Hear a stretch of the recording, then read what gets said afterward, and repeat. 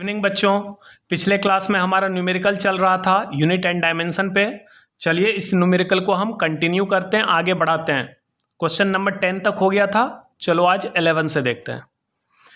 11 number है convert 10 joule on A system. ये जो 10 जूल है, ये जूल किसका ऐसा यूनिट है, वर्क या एनर्जी का।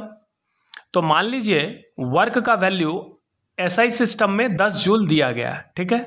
अब इसको किस सिस्टम में कह रहा है बदलने, कन्वर्ट करने कह रहा है, बदलने कह रहा है 10 जूल को एक ऐसे सिस्टम में बदलने कह रहा है which has 1000 gram 10 centimetre and 30 second as fundamental unit. जैसे आप ये बताओ एसआई सिस्टम में मास के लिए हम क्या फंडामेंटल यूनिट लेते हैं, किलोग्राम यानी 1 किलोग्राम लेते हैं, लेंथ के लिए मीटर यानी 1 मीटर लेते हैं, और टाइम के लिए सेकेंड यानी 1 सेकेंड लेते हैं। सीजीएस सिस्टम में लेंथ के लिए हम लोग जो फंडामेंटल यूनिट लेते हैं वो सेंटीमीटर यानी 1 सेंटीमीटर लेते हैं, मास के लिए क्या लेते हैं ग्राम 1 ग्राम, और टाइम के लिए 1 सेकेंड लेते हैं। लेकिन ये जो नया सिस्टम है ये बिल्कुल इमेजिनरी सिस्टम है, कल्पना किया गया कि एक ऐसा सिस्टम है जिसमें मास के लिए फंडामेंटल यूनिट लिया गया 1000 ग्राम, लेंथ का फंडामेंटल यूनिट लिया गया 10 सेंटीमीटर, और टाइम का फंडामेंटल यूनिट लिया गया 30 सेकेंड। इस सिस्टम में इस वैल्यू को बदलना है। जैसे आप एसआई को सीजीएस में बदलते थे, तो यहाँ पर ये जो एसआई सिस्टम में मान दिया गया है इसको इस नए सिस्टम में, इस इमेजिनरी सिस्टम में बदलना है और बताना है कितना वैल्यू होगा। तो देखिए इसको हम कैसे सॉल्व करेंगे। वर्क का डायमेंशन होता है ml² t-2, तो इस हिसाब से वर्क का जो एसआई मात्रक होगा वो क्या मिलेगा, मास का फंडामेंटल यूनिट होता है केजी, लेंथ का होता है मीटर, और टाइम का ऐसा यूनिट होता है सेकेंड। तो केजी मीटर स्क्वायर पर सेकेंड स्क्वायर, इसी को हम जूल कहते हैं। तो इसका मतलब वर्क का ऐसा यूनिट कहाँ से निकला, डायमेंशन फार्मूला से निकल गया। इसी प्रकार वर्क का अगर सीजीएस यूनिट निकालना हो तो यहीं से निकलेगा ग्राम सेंटीमीटर स्क्वायर पर सेकेंड स्क्वायर। लेकिन यहाँ पर वर्क का कौन सा यूनिट निकालना है, बिल्कुल न्यू यूनिट, ये सीजीएस यूनिट नहीं है, ये बिल्कुल नया सिस्टम है। तो इस नए सिस्टम में जो न्यू यूनिट होगा, नया मात्रक होगा, वो केजी या ग्राम नहीं होगा। यहाँ पर क्या लिया गया है, मास के लिए 1000 ग्राम लिया गया, तो एम के जगह हम क्या लिखेंगे 1000 ग्राम। जैसे सीजीएस में मास के लिए ग्राम लेते हैं तो यहाँ सिर्फ ग्राम लिखते हैं, यहाँ किसको लिया गया 1000 ग्राम, तो यहाँ मास के जगह हम 1000 ग्राम लेंगे, लेंथ के जगह 10 सेंटीमीटर लेंगे तो 10 सेंटीमीटर का स्क्वायर, और टाइम के जगह 30 सेकेंड लेंगे तो 30 सेकेंड पर पावर -2 आएगा।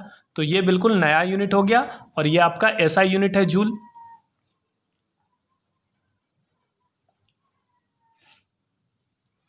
तो क्वेश्चन में आपको क्या कह रहा है, क्वेश्चन इज, प्रश्न क्या है कि 10 जूल को बदलना है नए यूनिट में यानी नए सिस्टम में। तो 10 joule equal to how many new unit, यही है क्वेश्चन। तो अब देखिए, चूंकि n1u1 बराबर n2u2 होता है, तो यहां से n2 बराबर मिल जाएगा n1u1/u2। अब n1 यानी पहला नंबर क्या है 10, तो यहां पर n1 के जगह हमने 10 लिखा। u1 फर्स्ट यूनिट है जूल, तो जूल को मैंने तोड़ कर लिखा केजी मीटर स्क्वायर पर सेकेंड स्क्वायर।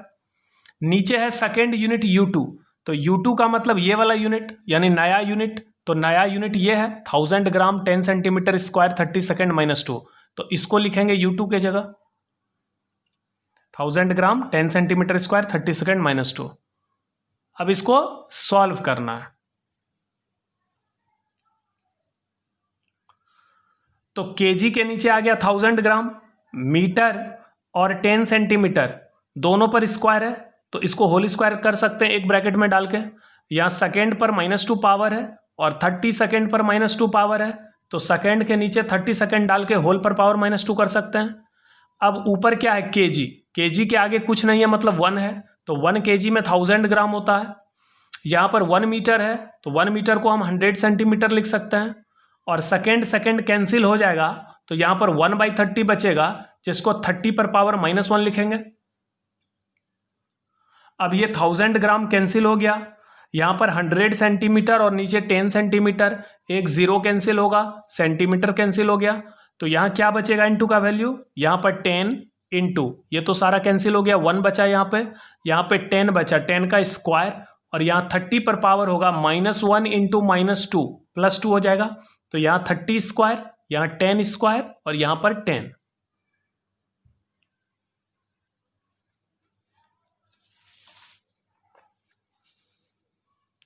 तो N2 का वैल्यू कितना मिल गया?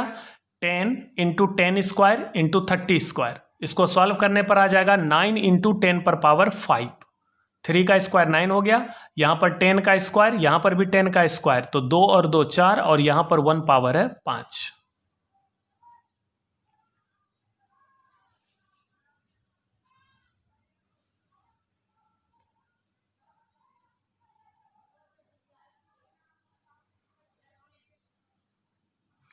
क्वेश्चन नंबर 12 है, if the unit of mass length and time be each doubled then how the unit of power will change. कह रहा है कि यदि मास लेंथ और टाइम के यूनिट को डबल कर दें, दोगुना कर दें, तो पावर का यूनिट किस तरह चेंज होगा, पावर का यूनिट किस तरह परिवर्तित होगा। क्वेश्चन क्या कर रहा है, फिर से सुनिए। यदि मास लेंथ और टाइम प्रत्येक के यूनिट को हम डबल कर दें, दोगुना कर दें, तो पावर का यूनिट किस तरह चेंज होगा। तो सबसे पहले देखिए, पावर का डायमेंशन फार्मूला mL²T-3 होता है, ये टेबल 2 में आप देखिएगा। लेट मान लेते हैं कि पहला मात्रक जो है SI मात्रक लेते हैं, मास के जगह kg, लेंथ का SI यूनिट मीटर और टाइम का SI यूनिट सेकेंड। तो पावर का SI यूनिट क्या हो जाएगा, kg metre square second minus 3, ऐसा होगा। इसको हम U1 मान लेते हैं। अब कह रहा है कि मास का जो यूनिट है kg, इसको डबल कर दिया गया। लेंथ का जो भी यूनिट है, मीटर है या सेंटीमीटर, जो भी आपने लिया है उसको डबल किया गया, और टाइम का जो भी यूनिट आपने लिया उसको डबल किया गया। तो अगर हम मास के यूनिट kg को डबल करेंगे तो kg के जगह क्या हो जाएगा, 2 kg। मीटर, लेंथ का यूनिट क्या है, मीटर, इसको अगर हम डबल करेंगे तो 2 मीटर का स्क्वायर आएगा। और सेकेंड, ये टाइम का यूनिट है सेकेंड, इसको डबल करेंगे तो 2 सेकेंड पर पावर -3 आएगा। तो U1 हमने क्या मान लिया, kg मीटर स्क्वायर सेकेंड -3, और U2 ये सेकेंड यूनिट है। सेकेंड यूनिट क्या मिला, तो जो मास का यूनिट है, लेंथ का यूनिट है और टाइम का यूनिट है, प्रत्येक यूनिट को अगर डबल कर दें तो जो नया यूनिट होगा U2, इसका वैल्यू कितना मिलेगा। यहाँ पर देखो 2 है तो हमने लिखा 2, फिर यहाँ पर 2 का होल स्क्वायर है तो हमने लिखा 2 का स्क्वायर, फिर 2 पर पावर -3, इसको हमने लिखा 2 पर पावर -3। क्या बच गया, kg रह गया, मीटर स्क्वायर रह गया, सेकेंड -3, इसको लिख दो। अब इसको सॉल्व करोगे तो यहाँ 1 पावर है, यहाँ 2 पावर है, ऐड करो 3 और 3 - 3 0, 2 पर पावर 0 1, यानी ये सब कैंसिल हो गया। तो यहाँ कितना हो गया, 1। क्या बच गया, kg मीटर स्क्वायर सेकेंड -3। तो ये जो बच गया kg मीटर स्क्वायर सेकेंड -3, ये किसका वैल्यू है, U1 का वैल्यू है। इसका मतलब U2 बराबर U1, यानी शुरू में जो यूनिट माना था मैंने U1, उसी के बराबर है U2। तो इसका मतलब यूनिट में कोई तरह का चेंज नहीं होगा।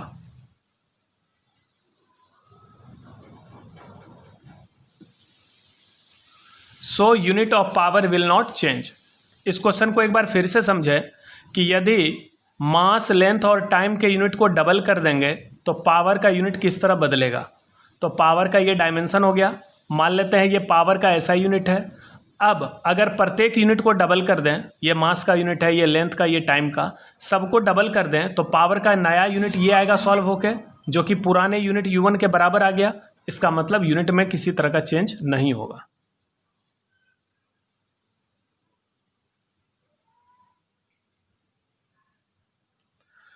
In the above question how the numerical value is changed.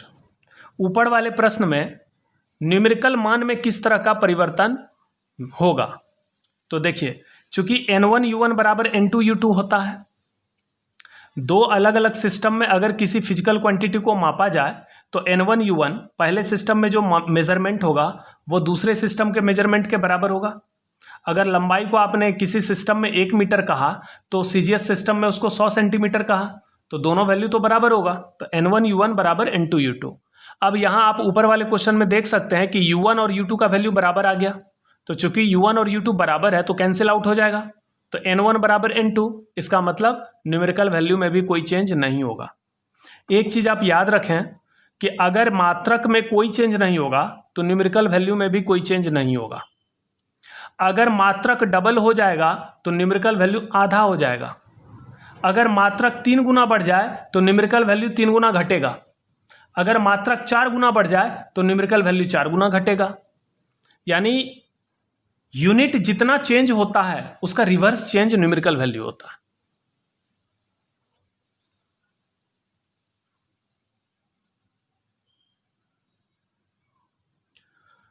If the unit of mass, length and time be each doubled, then how the unit of work will change? अगर मास, length और time प्रत्येक के मात्रक को, जो भी मात्रक आप मानते हैं, प्रत्येक मात्रक को अगर हम डबल कर दें तो वर्क का यूनिट किस तरह चेंज होगा। तो ये वर्क का डायमेंशन फार्मूला है। मान लेते हैं वर्क का जो यूनिट है वो kg metre square second minus 2 है। ठीक है, अब कह रहा है कि प्रत्येक यूनिट को डबल करिए, तो जो नया यूनिट होगा U2 वो क्या हो जाएगा 2 kg, 2 मीटर का स्क्वायर, 2 सेकेंड माइनस 2। अब इसमें सारा नंबर अलग करिए, 2 यहाँ पर है, यहाँ 2 स्क्वायर है, यहाँ 2 पर पावर माइनस 2 है, सबको अलग करिए, क्या बच गया kg metre square second minus 2। Solve करिए, ये 2 स्क्वायर और 2 माइनस 2 कैंसिल हो गया, यहाँ पर क्या रह गया 2 इंटू, और ये जो वैल्यू है kg metre square second minus 2, sorry ये माइनस 2 होगा, यहाँ पर ये kg metre square second minus 2 होगा। ये जो वैल्यू है ये U1 का वैल्यू है, ये kg metre square second minus 2 ये किसका वैल्यू है U1 का, तो यहाँ पर 2 इंटू U1 लिख सकते हैं।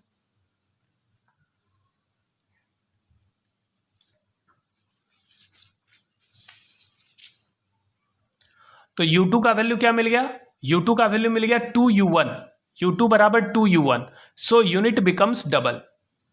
तो स्टार्टिंग में शुरू में हमने क्या यूनिट माना था वर्क का U1, लेकिन जैसे ही हमने मास, लेंथ, टाइम के यूनिट को डबल किया तो नया यूनिट क्या मिला U2, जो कि पहले वाले यूनिट U1 से डबल आ गया, तो यूनिट क्या हो गया डबल। और लास्ट क्वेश्चन है, in the above question how numerical value is changed. ऊपर वाले प्रश्न में न्यूमेरिकल वैल्यू किस तरह चेंज होगा। तो चूंकि N1U1 बराबर N2U2 होता है,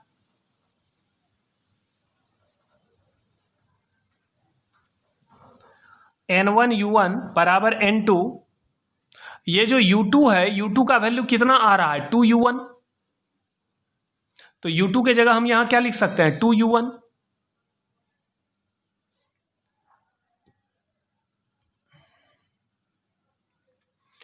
तो U2 के जगह हमने क्या लिख दिया 2U1। अब ये U1 और U1 क्या हो गया कैंसिल आउट।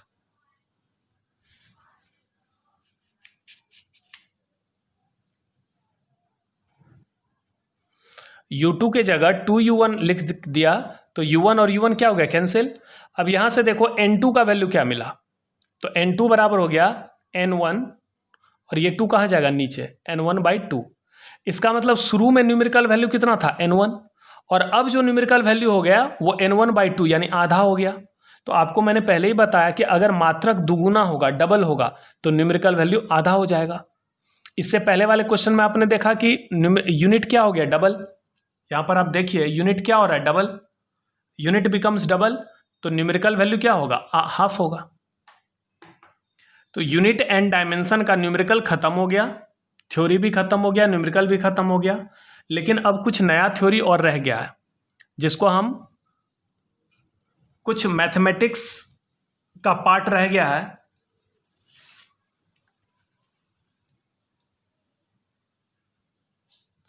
ये क्या है बेसिक मैथमेटिक्स, ध्यान से सुन लीजिए।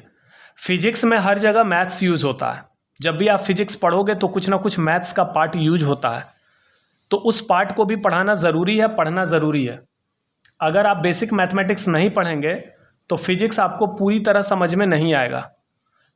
तो ये बेसिक मैथमेटिक्स यह भी आपको इसी चैप्टर में पढ़ना है, यूनिट एंड डायमेंशन में ही, ठीक है। तो आपको हम बेसिक मैथमेटिक्स अगले क्लास से स्टार्ट करेंगे, जिसमें बहुत सारा चीज़ पढ़ाएंगे, डिफरेंशिएशन पढ़ाएंगे, इंटीग्रेशन पढ़ाएंगे, एरर वगैरह पढ़ाएंगे, बहुत सारा चीज़ पढ़ाएंगे। फिर उस पर न्यूमेरिकल कुछ होगा, उसके बाद ये फर्स्ट चैप्टर आपका कंप्लीट होगा, तब हम second chapter vector and scalar में जाएंगे, ठीक है। तो अभी कुछ पार्ट रह गया है, उम्मीद करते हैं आप लोग मन लगा के पढ़ाई कर रहे होंगे। 11th के बच्चे टाइम वेस्ट ना करें, सारा टाइम अपना पढ़ाई करने में दें, जितना अधिक से अधिक संभव हो पाता आपसे पढ़ाई में मन लगाएं, तभी आप आगे बढ़ पाइएगा। Thank you.